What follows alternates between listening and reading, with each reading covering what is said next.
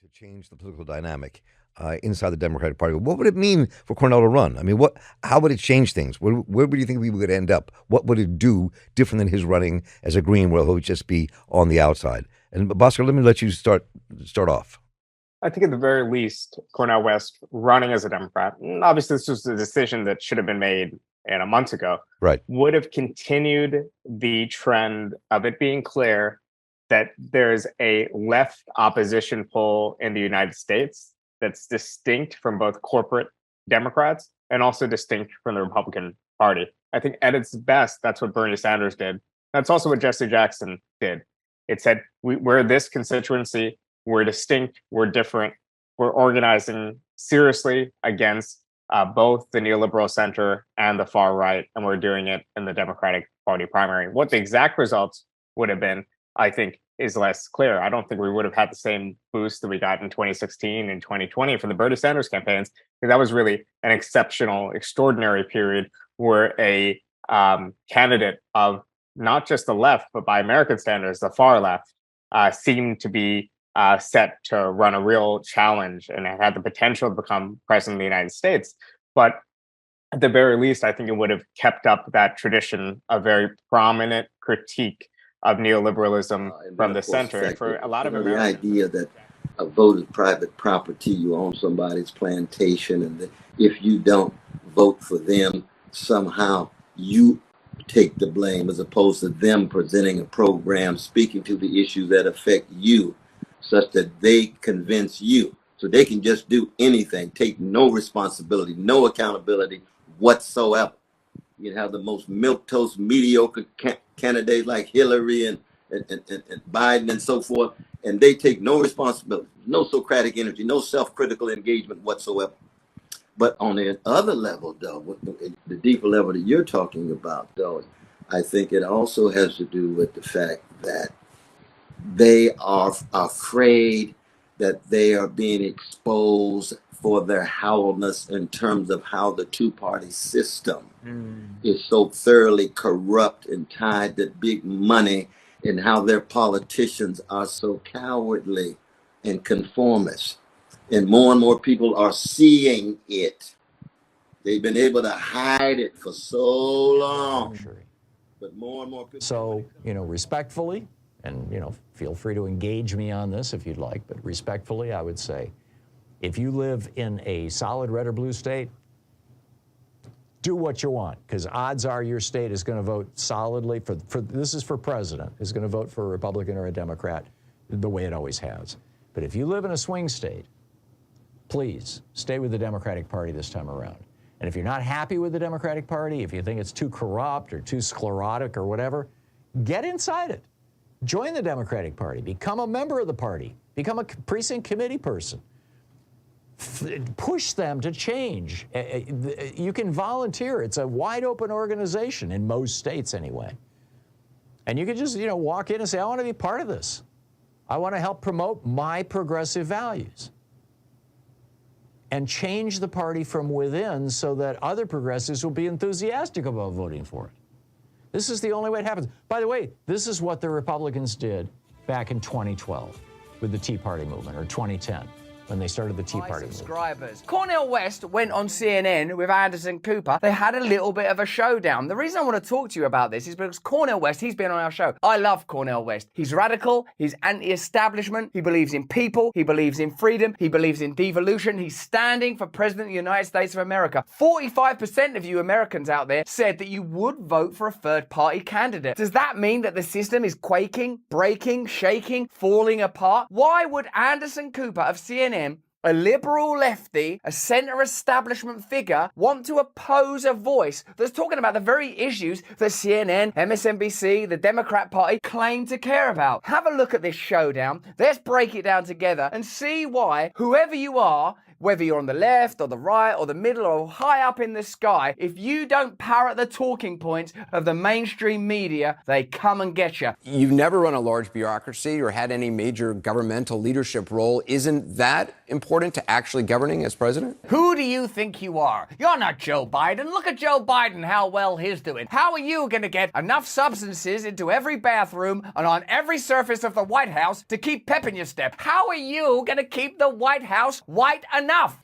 Oh, absolutely. I'd have to bring in people who are experienced, but the important thing is your vision and the lens through which you view the world. Policy is something that can be worked out in light of vision. If your vision is one of militarism abroad, then you're going to be preoccupied with wars and militaristic adventures. I don't know that a lot of these journalists are aware that how they function in the world is as the mouthpieces and police of the establishment. They come from this liberal perspective of righteousness, but look what's happening in real time. Cornel West, a much loved and well-respected Harvard professor of color who believes in diversity, who believes in the talking points they claim to care about, comes on the show with a vision for a different type of America, a willingness to oppose the military-industrial complex. Meanwhile, and this is important, particularly if you disagree, agreeing with them on subjects like the environment, the significance of African-American voices, sympathetic to some of the issues that the mainstream media use, I believe, to divide us, and they still have a general position of, who do you think you are? What right do you have? And Cornel West rightly describes that policy can be worked out through the consultation of experts and, importantly, through democracy. Wouldn't you like to be able to vote on the policies that govern your lives? Wouldn't you like to be able to vote on whether or not there's an ongoing war? Wouldn't you like to vote on whether or not pharmaceutical companies are allowed to profit from medical and health emergencies? All of these things could be put to referendum. We've known Biden's got a long history. I don't think he's actually seen a war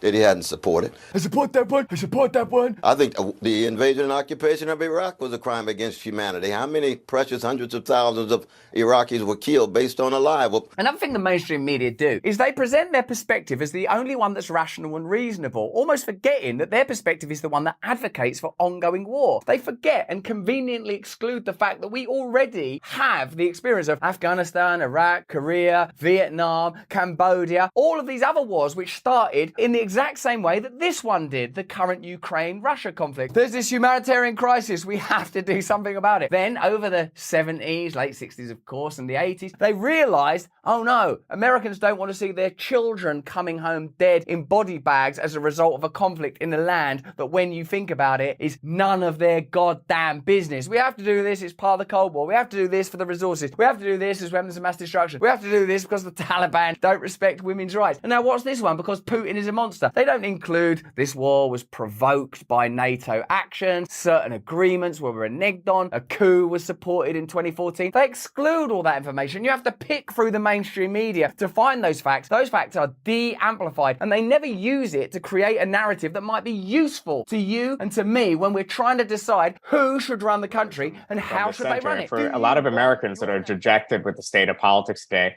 that feel like they don't have their concern represented by the mainstream American politics, I think would have been nice to hear that message. But I think a lot of the people who would vote for Cornel West and Democratic primary, would be more sympathetic to his message, are going to perhaps even vilify him because they're really afraid, I think rationally so, of a return of Donald Trump or other ghouls like DeSantis.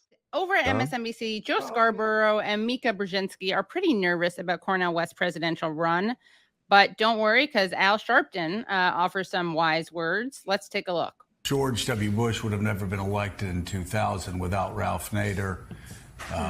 Donald Trump would have never been elected in 2016 without Jill Stein. I'm wondering, in 2024, will we be looking back saying Donald Trump would have never been reelected and continued his assault on American democracy, except for the candidacy of, say, Cornel West? Or so one thing, I think we talked about this last week with Freddie DeBoer, but no one ever blames the centrist Dems who voted for Bush. Yeah, the 250,000 Democrats, I believe it was, who voted for Bush in Florida, Democrats. No one ever says that. Or Al Gore himself, who had gone for a full state recount, almost certainly would have won, but didn't want to go for a full state recount because he didn't want to seem like he was disruptive to the system. Right, so, a bad player, bad team player. Yeah. Right. It's only Nader. Okay. There, but let's just talk about Cornell West. You know, how devastating is it if Cornell takes 2, 3, 4% from Joe Biden in 2024? Joe, I think if he takes that 2 to 3%, it's going to be from the constituencies that we just talked about. And I think that could absolutely make the difference. Donald Trump will be elected or not reelected, I think, based upon no labels and Green Party's Cornell West. I don't think there's any question about his inability to get a majority of the American electorate and a majority of the electorate. I asked the Democrats, what are you doing about mass incarceration? Biden, you was an architect of it with a white supremacist named Thurman. That's right. With Strom. What are you doing about mass incarceration? I want to know. If you're not doing about it, how am I spoiling your votes? You're not speaking to the needs of my people. You're not speaking to the needs of those who are suffering. Right. So I'm not a spoiler. I'm casting a spotlight on that which you don't want to come to terms with. This weekend, Dr. West earned kudos from fellow 2024 candidate Robert F. Kennedy Jr. Let's check that out. I'm very happy that Cornel West is running. Cornel West has been very, very good on the Ukraine war. And I think he has the same concerns that I do about the middle class of this country being strip mined by big corporations of their equity and their wealth. And I think it's really important today that both political parties make every effort they can to make sure that these elections are models of a democratic process. That America, that there are candidates who are debating, that there are candidates who are doing town halls, retail politics, visiting the nail salons, visiting the farms, visiting the barber shops, visiting the gas stations and the diners, and listening to Americans rather than just listening to their funders. Oh, I think that's critical, and the more people are running, the better it is for American democracy. So I welcome Cornel West. So, Dr. West, the first question I have for you is, I don't know if you stated this publicly, or maybe sometimes you really don't feel the need to make such statements. What is your preferred economic model for society, Dr. West? Do you consider yourself a socialist, a capitalist, democratic socialist, or do you generally avoid such titles? Well, I mean, I'm not an ism person because I'm trying to make sure that the least of these, that poor working people, those Sly Stone called everyday people, or James Cleveland called ordinary people, lift their voices like the Negro National Anthem. And that means to me a democratizing society all the way down. That's why when you think about self-respect, you think about self-determination, you think about self-defense, that comes from a bottoms-up orientation. And once you look at what does a democratic form of the economy look like, it doesn't look like a capitalist economy. Capitalism is not a democratic form of organizing at the workplace. It's hierarchical. And so I'm for workers' control. What does a democratic, democratizing project look like from the vantage point of culture? Well, you've come from a hated and a terrorized and traumatized culture. You've got to have self-determination in terms of how you define reality, how you define yourself. And therefore, various kinds of self-determination, Black self-determination, worker self-determination, women's self-determination becomes very important. And certainly, there's no room for empire. That's why my very aim is to try to be head of the empire in order to dismantle the empire, right? And how do you dismantle the empire? You got to make sure that you are a people and nation among peoples and nations rather than an empire where other peoples and nations have to defer to you. So you can't reshape the whole world in your image and in your interest. That's what empires have done. There's been roughly 70 empires since the beginning of the species in Africa. The United States is the 68th, and this empire will come and go. All empires come and go. Most empires come and go because they got military outreach, corruption of their elites, the impotence of those inside of those empires, and the need for people who want to follow neo-fascist Pied Pipers to overcome the increasing domination and tyranny. And we see that all at work in the United States. Brother Glenn and I used to talk about this all the time.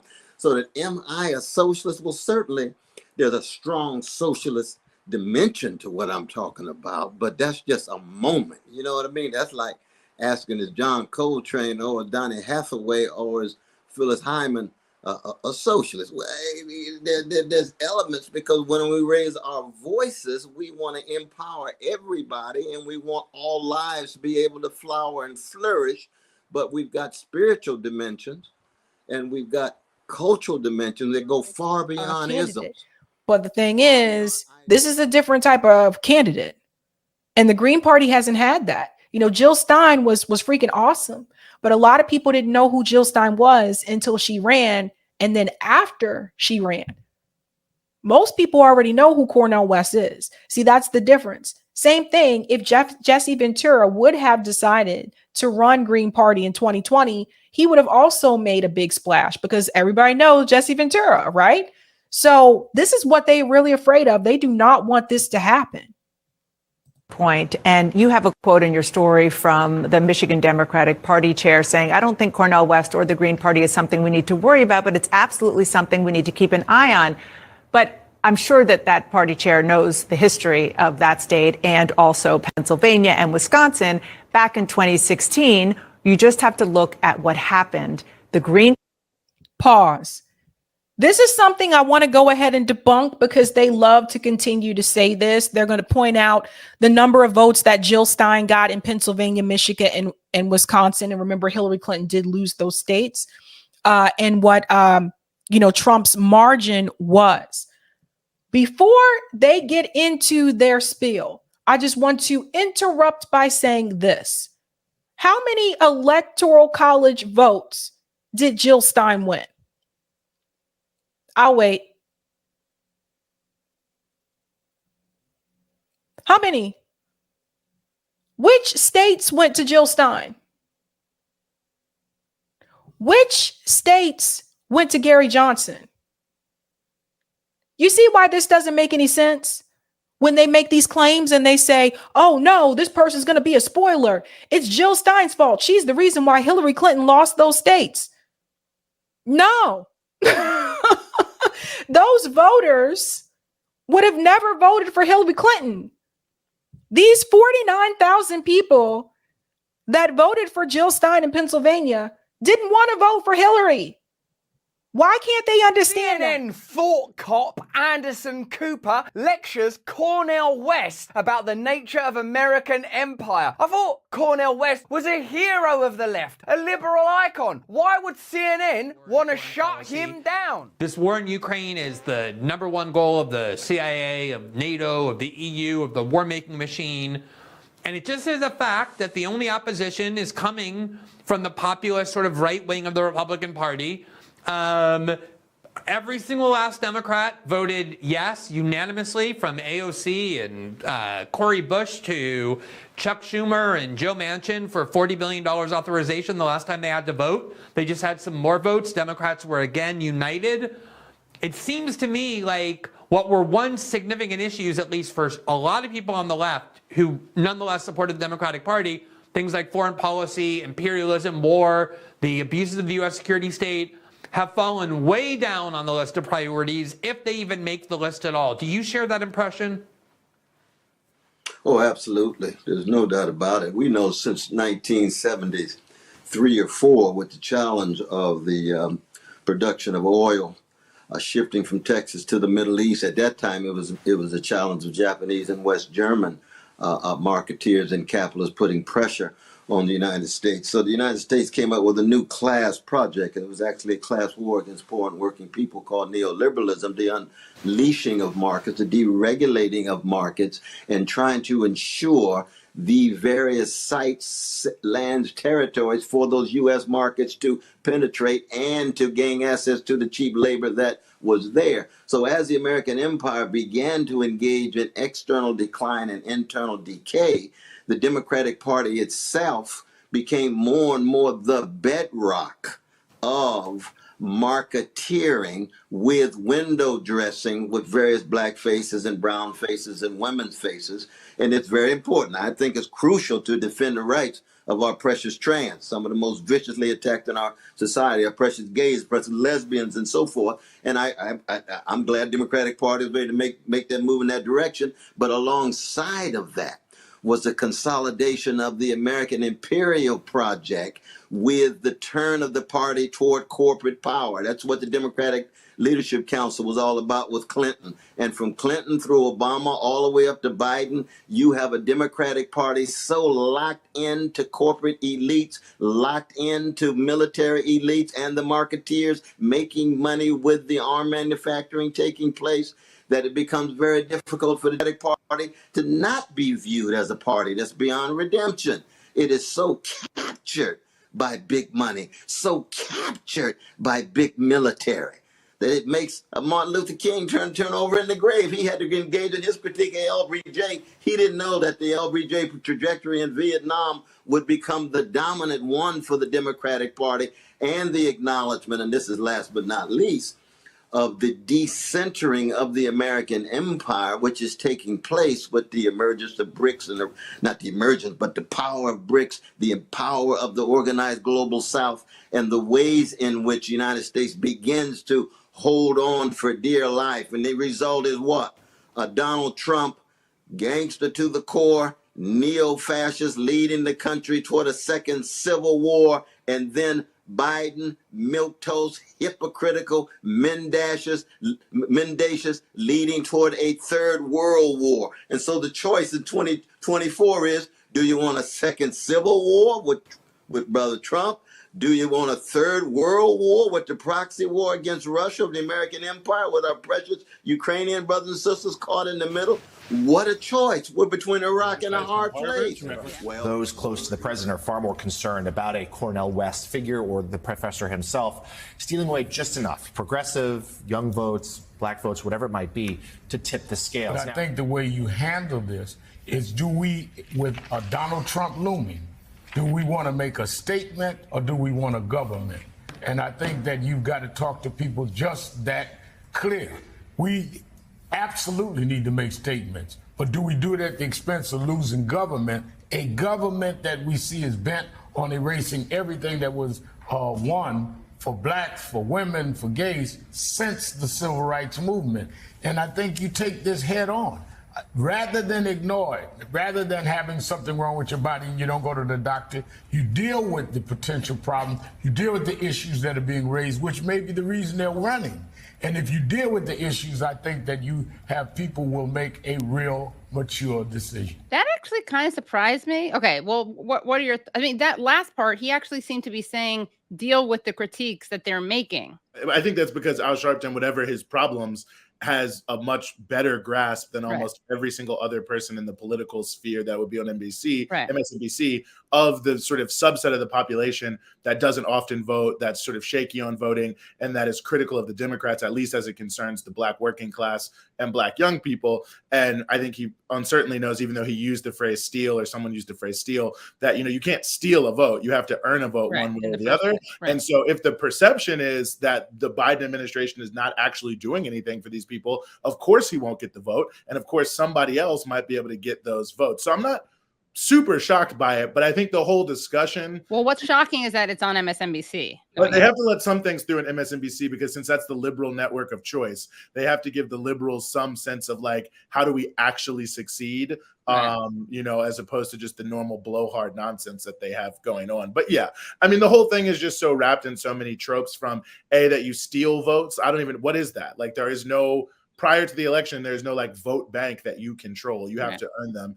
I mean, secondarily, and to some degree, to speak to what Sharpton is saying, I mean, they're not really addressing the big issue at all, that the Biden administration and the White House, which claims to be the best White House ever for the black working class, unemployment, all these other things that they claim to be saying, Bidenomics, the economy is so great, they're fighting for this, they're fighting for that. I mean, if they're so great, why is the White House freaking out that they're not going to be able to get more votes from black people and potentially lose the election because of it? And as I pointed out before several times, in the past two elections, you can go to liberationschool.org, liberationschool.org, and you can read some of my analysis on the 2020 election.